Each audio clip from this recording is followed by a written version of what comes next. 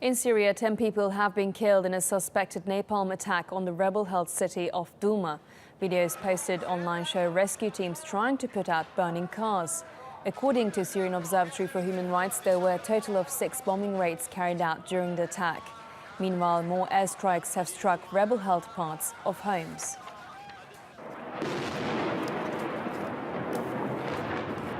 Three civilians were killed in these jets-attacked residential areas in homes. The airstrikes began on Saturday after a series of suicide attacks on regime security forces.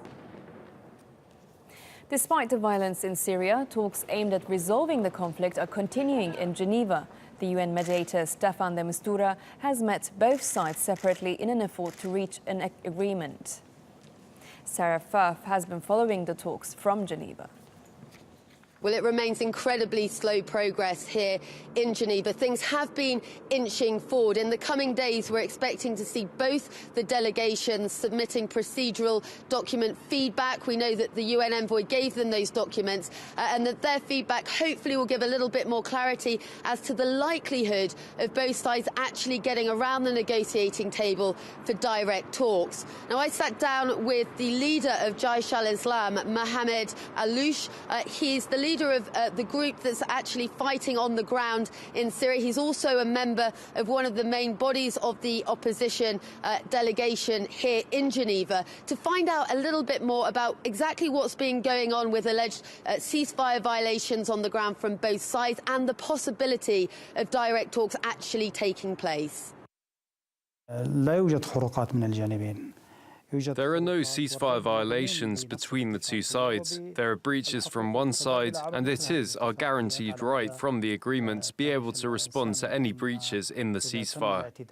I personally received big promises from the head of a Russian delegation in Astana, but they have yet to implement them. Russia needs to gain some credibility when it comes to their promises, to ensure its position as a real guarantor. When we spoke to them about the violation of the ceasefire, they told us they are trying. I said, that is not enough. Realistically, there's a lot of pessimism at the moment over the process. Do you think that there's any chance of the opposition delegation and the Syrian government delegation actually getting in the same room for talks?